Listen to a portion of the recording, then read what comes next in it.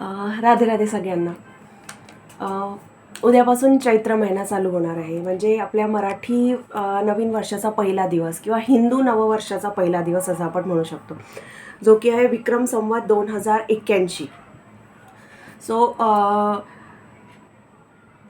हा video special असणार आहे, कारण कसं आहे की आपण इंग्लिश नवीन वर्षाचा तर सगळ्यांनी व्हिडिओ बनवलेले आहे, सगळ्यांनी व्हिडिओ बघितलेले पण आहे, पण आपण हिंदू नववर्ष पण सेलिब्रेट करतो. म्हणजे उद्यापासून आपला चैत्र महिना चालू होतो, म्हणजे हिंदू नववर्षाचा पहिला महिना चालू होतो. उद्याचा पहिला दिवस आहे, उद्यापासून चैत्र नवरात्री पण चालू होणार आहे.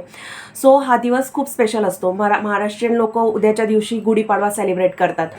की 9 एप्रिलपासून आपली चैत्र नवरात्री चालू होणार आहे. तर चैत्र नवरात्री म्हटल्यानंतर ही पण नवरात्री बरेचसे लोक उपवास ठेवतात. या नवरात्रीमध्ये पण या नवरात्रीमध्ये जर का आपण प्रिव्हियस इयरचं बघितलं तर प्रिव्हियस इयरला जी देवी होती, माता राणी जी होती, ती आली होती नावमध्ये बसून आली होती. तर मागच्या वर्षात जर का बघितलं तर बेटाईम पाणी होणं, कुठेही पूर येणं, ह्या घटना आपण बघितलेल्या आहेत. भरपूर पाणी मागच्या वर्षी झालेलं आहे, पिकांचं नुकसान झालेलं आहे बऱ्याच ठिकाणी. या सगळ्या गोष्टी आपण बघितलेल्या आहेत. तर यावर्षी माता राणी ही येणार आहे घोड्यावर बसून. जर का आपण प्रिव्हियस म्हणजे जुन्या काळाचा जर का विचार केला तर घोड्यावर बसून कुठे जात होते? घोड्यावर बसून युद्धावर जात होते. तर होऊ शकतात, तो थोडंसं सांभाळून घेण्याची आवश्यकता आहे. तर तसंच मंगळाचा म्हणजे हा जो वर्ष आहे तर हा आहे 2081. खूप चांगला वर्ष राहील असं काही नाही आहे, कारण काय ना 8 आणि 1चा कॉम्बिनेशन आलेला आहे, जे की ऑलरेडी एकमेकांच्या अपोजिशनमध्ये आहे. तो असं होईल की वाद हे तर तुमचा होणारच आहे, हे तर डोक्यात बिलकुल फिक्स ठेवा की तुम्ही जरी शांत आहात तरी समोरचा व्यक्ती तुमच्यासोबत येऊन वाद घालेल. ठीक आहे. So it is totally depend on you की तुम्हाला काय कसं कोणती सिच्युएशन कशी हाताळायची आहे, हे फक्त तुमच्यावर डिपेंड आहे, तुम्हाला काय करायचं आहे. 2081. सो 2081 म्हणजे 8 आणि 1, लास्टमध्ये 8 आणि 1 आलेला आहे. 8 आणि 1 म्हटल्यानंतर जर का आपण बघायला गेलं तर 8 आणि 1, 8 नंबर शनीचा, 1 नंबर सूर्याचा, जे की तसंही दोघांचं पटत नाही. आणि 8+1 म्हणजे 9. तो 9 हा नंबर आहे, हा आहे मंगळचा.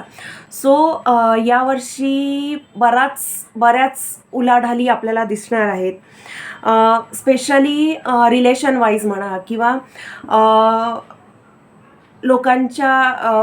लोकांच्या रिलेशनमध्ये बरेचसे असं असू शकतं की वाद होतील. प्रत्येक रिलेशनमध्ये यावर्षी वाद 101% होणार आहेत. बट कसं आहे, हे जर का तुम्ही सांभाळून घेतलं, हे कुठलाही वाद हा जास्त काळपर्यंत टिकून राहणं किंवा टिकवून ठेवणं हा कुठल्याही गोष्टीवरचा उपाय नसतो. लेट गो करायला शिका. फर्स्ट थिंग, या वर्षीसाठी पण तुम्ही ही गोष्ट फॉलो करा आणि पूर्ण लाईफसाठी पण ही गोष्ट फॉलो करा की लेट गो करायला शिका. बट प्रत्येक गोष्टीसाठी लेट गो नाही करू शकत, हे पण मला मान्य आहे. प्रत्येकाच्या लाईफमध्ये प्रत्येक सिच्युएशन लेट गो नाही होऊ शकत, हे पण मला मान्य आहे. बट हे जे आता जे आपण बोलणार आहोत तर ते सगळ्यांसाठी, म्हणजे हे एखाद्या स्पेसिफिक पर्सनसाठी नाही, बट हे सगळ्यांसाठीच आपण सांगणार आहोत. आजचा जो हा व्हिडिओ असणार आहे हा सगळ्यांच्या हिशोबानेच असणार आहे. तर हा वर्ष जर का थोडासा वाद टाळला, थोडासा वाद जरी होत असेल तरी तो वाद शांत राहून जर का तुम्ही फेस केला किंवा फालतूचं वाद घालत न बसणं, हा तुम्ही उपाय करू शकता. यावर्षी तुम्ही असंही बघाल की जे कधी राग नव्हते करत ते लोक सुद्धा राग करताना तुम्हाला दिसू शकतात. ठीक आहे. थोडंसं असं गरम असतं, तर म्हणून हा वर्ष तर गरम राहणारच आहे. म्हणजे प्रत्येकजण कुठे ना कुठे गरम राहीलच त्याचं डोकं. वाद घालायला प्रत्येकजण रेडीच राहणार आहे. सो सगळ्यांनी थोडं आपापल्या हिशोबाने केअरफुली वागण्याची आवश्यकता आहे. बरं, जसं आपण नवरात्रीबद्दल बोलत होतो, तर पंचांगाप्रमाणे चैत्र हा पहिला हिंदू नववर्षाचा पहिला महिना असतो. यावर्षी पण आपल्याला प्रत्येक ठिकाणी वादाची, म्हणजे मे बी ते घरात वाद असतील किंवा सोसायटीमध्ये कोणासोबत वाद होतील किंवा वर्कप्लेसमध्ये वाद होतील, हेल्थ वाईज तुमचं लढाई चालू राहील असंही असू शकतं, किंवा आपापसात म्हणजे नातेवाईकांमध्ये वाद होतील, भांडणं होतील. भांडणं म्हणजे एका प्रकारचा वाद, युद्धच ना, ते मेंटली असो किंवा फिजिकली असो. तो नात्यांमध्ये वाद, नातेवाईकांमध्ये वाद, वर्कप्लेसवर वाद, त्याच्यानंतर सोसायटीमध्ये वाद असू शकतं, की देशामध्ये सुद्धा युद्धाची स्थिती निर्माण होईल असंही होऊ शकतो. पण काय आहे ना, की प्रत्येक गोष्टीचा कसं असतं, की प्रत्येक गोष्टीचा इफेक्ट हा तुमच्या कर्मावर डिपेंड आहे. तर तुम्ही जर का तुमचे कर्म चांगले आहेत ना, तर तुम्हाला पण या गोष्टीचा पॉझिटिव्ह रिझल्टच भेटणार आहे. यावर्षी काय असणार आहे, की मंगळ राजा असणार आहे यावर्षी. सो म्हणजे जो काही डिसिजन घेईल तो मंगळच घेईल. तर असं होईल की काही गोष्टींमध्ये चेंजेस तुम्हाला घडून येतील. असू शकते की जसं लास्ट इयरला झालं होतं, की रात्री, म्हणजे आता काही दिवसांपूर्वीच झालं होतं, की काही तासांसाठी इंस्टाग्राम, फेसबुक बंद पडलं होतं. तर तसं यावर्षी पण होऊ शकतं. सोशल मीडिया हा काही तासांसाठी किंवा काही दिवसांसाठी बंद पडेल असं होऊ शकतं. काहीतरी खूप मोठी उलाढाल होईल असंही होऊ शकतं. पण यावर्षी हे पण मेन आहे की इलेक्ट्रॉनिक्स वस्तूपासून, इलेक्ट्रिसिटीपासून थोडंसं सावध राहण्याची आवश्यकता आहे. इलेक्ट्रिसिटी कुठल्या घरात डॅमेज होणं किंवा शॉर्ट सर्किट होणं किंवा कुठल्या गोष्टीमध्ये शॉर्ट सर्किट होणं किंवा ॲक्सिडेंट्स होणं, या गोष्टींची जास्त पॉसिबिलिटी आहे. तर या गोष्टींकडे पण थोडंसं लक्ष देण्याची आवश्यकता आहे. त्यानंतर हेल्थवाईज जर का विचार करायला गेलं तर ज्यांना शुगर किंवा बीपीचा त्रास आहे, कारण बीपी म्हणजे काय, ब्लड प्रेशर, तर तसा पण 9 नंबर ज्यांच्याकडे आहे त्यांना बीपीचा त्रास हा असणारच आहे, हे लक्षात ठेवा. ज्यांच्याही पण न्यूमरोलॉजीनुसार, ज्यांच्याही न्यूमरोलॉजिकल चार्टमध्ये 9 नंबर आहे, जर का 9 नंबर रिपीट होत आहे तर तुम्हाला हाय बीपी असू शकतो. 1 नंबर जर का तुमच्या ह्याच्यात रिपीट होत आहे तर तरी तुम्हाला हाय बीपी होऊ शकतो. तसाच जर का आता इथे 8 आणि 1चं कॉम्बिनेशन आहे आणि त्यातल्या त्यात 8 आणि 1 मिळून 9 बनत आहे, तर म्हणून मग तुम्हाला बीपीचा त्रास होणं किंवा शुगर वाढणं हा वगैरे पण त्रास होऊ शकतो. So be careful for that thing. Blood related issue पण होऊ शकतात. 9 नंबर होत आहे तर ब्लड रिलेटेड इश्यू पण तुम्हाला फेस करावं लागू शकतात. लेडीजमध्ये PCODचा प्रॉब्लेम होऊ शकतो किंवा कुठे ॲक्सिडेंटच झाले तर ब्लड लॉस झाला किंवा क्लॉटिंग झालं, अचानकपणे काहीतरी मुकामार लागला, तिथे ब्लड क्लॉटिंग झालं किंवा तुमचा ॲक्सिडेंट झाला, ब्लड क्लॉटिंग झालं, असे प्रकार होऊ शकतात. ताप येणं, पाय वगैरे फ्रॅक्चर होणं, असे पण चान्सेस आहेत लोकांमध्ये. त्याच्यानंतर पाठ, कंबर आणि पायांमध्ये दुखणं यावर्षी राहू शकतं सगळ्यांना. तर थोडंसं काळजी घेण्याची आवश्यकता आहे. म्हणजे जर का तुम्ही हेल्थवाईज स्वतःकडे थोडंसं लक्ष दिलं, म्हणजे जे लोक वॉकिंग करत आहेत तर ते लोकांनी तेवढीच वॉकिंग, जर का 30 मिनिट्स वॉकिंग करत आहेत तर 30 मिनिट्सच वॉकिंग, 30 मिनिट्सच्या ऐवजी 1 आवरचं वॉकिंग नका करू. जेवढंच कंटिन्युएशनमध्ये चालू आहे तेवढं कंटिन्युएशनमध्ये चालू राहू द्या, हे तुमच्यासाठी सजेशन आहे. करिअर वाईज जर का विचार करायला गेलं तर जर का तुम्ही जॉब चेंज करण्याचा विचार करत आहात तर विचारपूर्वक जॉब चेंज करा. कारण जॉब जर का तुमच्याकडे नेक्स्ट ऑपॉर्च्युनिटी आहे तरच तुम्ही जॉब चेंज करण्याचा विचार करा. आणि जर का तुमच्याकडे ऑपॉर्च्युनिटी नाही आहे अँड यू आर जस्ट रिझायनिंग, तर पुढचे काही काळ तुम्हाला जॉब लागण्याचे चान्सेस फार कमी आहेत. सो थोडासा विचारपूर्वक डिसिजन घ्या करिअर वाईज. बाकी लोकांसाठी पण वर्कप्लेसवर गरमागरमीचं वातावरण राहू शकते, वाद होऊ शकतात. मला याचे ऑलरेडी रिझल्ट्स दिसायला आले आहेत, म्हणून मी सांगते आहे, वर्कप्लेसवर पण तुमचे वाद होऊ शकतात. सो विचारपूर्वक त्या वर्कप्लेसवर पण गोष्टी हाताळा. उपाय आता या सगळ्या या ज्या वाईट गोष्टी म्हणजे वाईट गोष्टी होऊ शकतात, कारण काय आहे ना की वाईट गोष्टी पहिले मी याच्यासाठी सांगितल्या की मग नंतर मग चांगल्या गोष्टी सांगितल्या की तुम्ही चांगल्या गोष्टीवर कॉन्सन्ट्रेट कराल, म्हणून मग मी वाईट गोष्टी पहिले सांगितल्या. ठीक आहे. तर याच्यावर उपाय, गाडी केअरफुली चालवा, सूर्याला जल अर्पण करा. कारण काय ना 8 आणि 1 मिळून 8 आणि 1चं जरी कॉम्बिनेशन आहे तरी 8 आणि 1 मिळून 9 होत आहे. 1 आणि 9चं कॉम्बिनेशन खूप छान आहे. तर 9 येत असल्यामुळे जर का तुम्ही सूर्याला प्रसन्न करत आहात तर कुठेतरी तुम्ही मंगळाला सुद्धा आपल्या साईडनी करत आहात असं म्हणू शकतो. सो थोडंसं जल रेग्युलर बेसिसवर सूर्याला जल अर्पण करा. शनी मंदिरात तुम्ही जाऊ शकता, हनुमानजीच्या मंदिरात तुम्ही जाऊ शकता. तिथे जाऊन तुम्ही जर का चमेलीच्या तेलाचा दिवा लावलात तर तुम्हाला खूप चांगला फायदा होईल. किंवा नाही तुम्ही चमेलीच्या तेलाचा दिवा लावला, जरी तुम्ही दिवा जरी लावलात तरी त्याचे चांगले रिझल्ट तुम्हाला भेटायला येतील. तर या वर्षात काही काळानंतर आपल्या गाडीची सर्व्हिसिंग करायला लावा, गाडीची पूजा करा. कारण काय आहे ना की एखादी जरी निगेटिव्ह गोष्ट तुमच्यासोबत तुमच्या गाडीसोबत घडली तरीही पण त्याचा वाईट इफेक्ट तुम्हाला स्वतःवर दिसायला येईल. सो इट्स बेटर की तुम्ही काही स्पेसिफिक टाईम पिरियड नंतर त्या गाडीची पूजा करा. पूजा करा म्हणजे की त्याच्यावर स्वस्तिक बनवा. बाकी अजून मी असं नाही म्हणणार की तुम्ही ब्राह्मणाकडे जाऊन त्याची पूजा करवा किंवा काही.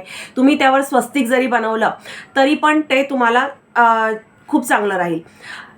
स्वस्तिक बनवताना keep this thing in mind की स्वस्तिक बनवताना तो स्वस्तिक प्रॉपरलीच बनवा. कारण काही दिवसांपूर्वी मी सोसायटीमधून बाहेर निघत असताना मी एक गाडी बघितली, त्याच्यावर त्यांनी उलटा स्वस्तिक बनवलेला होता. सो ज्या लोकांना माहिती नाही आहे स्वस्तिक कसा बनवायचा तर त्यांच्यासाठी मी उद्या एक व्हिडिओ अपलोड करून देईल. सो तसाच स्वस्तिक बनवा प्लीज. तुम्ही जर का उलटा स्वस्तिक बनवत आहात तर त्याचा इफेक्टही तुमच्यावर उलटा होऊ शकतो, हे पण लक्षात असू द्या. त्याच्यानंतर तुम्ही सफाई कर्मचारी जे असतात किंवा लेबर वर्क जे करतात जे लोक, तर त्यांना हेल्प करा. त्यांच्यासाठी त्यांना कधी जेवण द्या किंवा कुठल्या स्वीट देऊ शकता तुम्ही शनिवारी वगैरे. तर अशा प्रकारे तुम्ही त्यांना पण कुठल्या ना कुठल्या प्रकारे डोनेट करा. किंवा जे स्ट्रीट वेंडर आहेत तर त्यांच्यासोबत वाद नका घालू, त्यांच्यासोबत बार्गेन नका करू, त्यांच्यासोबत मोलभाव नका करू कुठल्याही गोष्टीसाठी. ते जे भाव म्हणतील त्याच्यातच तुम्ही घ्या, मी असं नाही म्हणणार. कारण असू शकते तुम्हाला दुसऱ्या ठिकाणी स्वस्त पडेल. मी मध्यंतरी एक स्टोरी ऐकली होती आणि मला ती पटली. ॲक्च्युलीमध्ये मला ती पटली. कसं आहे ना की तुम्ही एखाद्या व्यक्तीसोबत भावतोल करता. मला भावतोल करायला जमत नाही, फ्रँकली स्पीकिंग. माझ्या घरचे पण म्हणतात तुझ्याकडे पाहून असं वाटत नाही की तुला भावतोल करायला जमत नसेल. बट दिस इज रियालिटी की मला मोलभाव मला करता येत नाही, मी करतही नाही.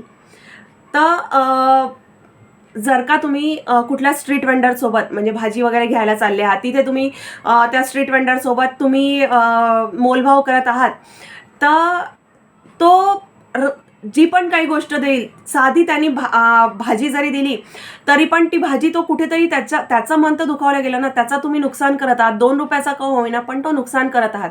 तो तर तुम्हाला देऊन देईल, पण ती भाजी देताना त्याच्या मनात जी पॉझिटिव्हिटी असली पाहिजे ती तुमच्यापर्यंत नाही येणार आणि मग त्याचा इफेक्ट तुमच्या हेल्थवर पण निगेटिव्हच होईल. आणि मग नंतर मग तुम्हाला असं वाटेल यार आपण हे अन्न आणलं आहे पण आपल्याला हे लागतच नाही आहे, आपण हे खातंय पण आपल्या बॉडीला हे लागतच नाही आहे. त्याच्या मागचं रिझन हे ना की तुम्ही त्या पर्सनला तर दुखावलं ना. So keep this thing in mind की स्ट्रीट वेंडर सोबत भावतोल करू नका. त्यानंतर तुम्ही हनुमान चालिसा, रामायण याचा पाठ करू शकता. जर का तुम्ही रामायणचा पाठ करू शकलात तर चांगलंच आहे, नाही तर हनुमान चालिसाचा पाठ करा. जर का तुम्हाला ते पण नसेल शक्य होत तर यूट्यूबवर सगळे हे व्हिडिओज अवेलेबल असतात, ते घरात लावा. सो दॅट घरात पण पॉझिटिव्ह ॲटमॉस्फिअर क्रिएट होईल. ओके, आता हे सगळं झालं जे काही वाईट इफेक्ट म्हणजे जे काही इफेक्ट यावर्षी असणार आहे निगेटिव्ह त्याच्यावरचे उपाय. आता थोडंसं पॉझिटिव्ह काय होईल यावर्षी ते बघूयात. तर ज्यांना कोणाला घर घेण्याची इच्छा आहे त्यांचा इझिली घर होऊ शकतं. इझिली म्हणजे लगेच तोंडातून निघाल्याबरोबर घर नाही, तुम्हाला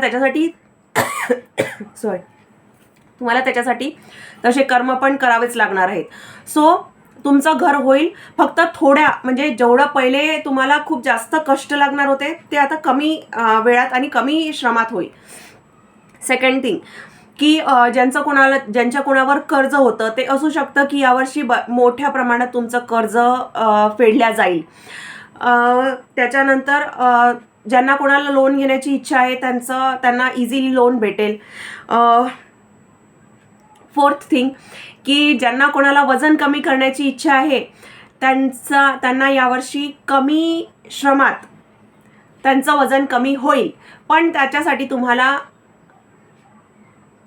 ॲज आय सेड की तुम्हाला श्रम तर करावेच लागणार आहे. तुम्ही असं नाही म्हणू शकत की मी एका ठिकाणी बसलेली राहते किंवा मी एका ठिकाणी बसलेलं राहतो आणि मग माझं वजन कमी झालं पाहिजे. सॉरी, असं नसतं होत.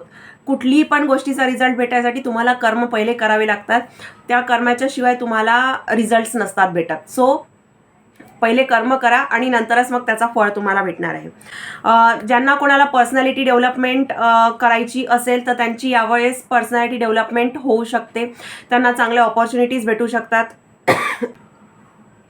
सॉरी, ज्यांचं कोणाचं सोनं किंवा कुठली जागा ही गिरवी ठेवलेली असेल, थोड्याशा प्रयत्नात त्यांचे ते सोनं वगैरे प्रॉपर्टी ही कर्जमुक्त होऊन त्याचे प्रॉपर्टीचे कागद घरी येतील किंवा सोनं जर का गहाण ठेवलं असेल तर सोनं पण घरी येईल.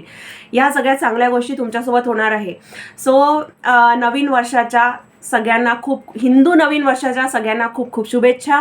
जे पण लोक मला मागे लागले होते की नवीन वर्षावर काहीतरी व्हिडिओ बनव, मी याच वेळेची वाट बघत होती म्हणून मी नाही आतापर्यंत बनवला.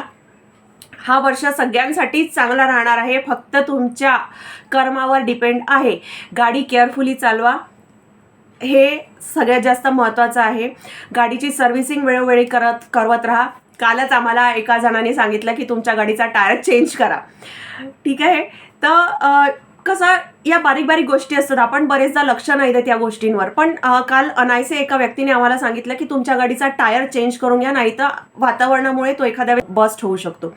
सो या गोष्टी पण आपण निग्लेक्ट करतो बरेचदा, बट या गोष्टी निग्लेक्ट नाही केल्या पाहिजे. अशाही गोष्टींमुळे ॲक्सिडेंट्स होण्याचे चान्सेस असतात.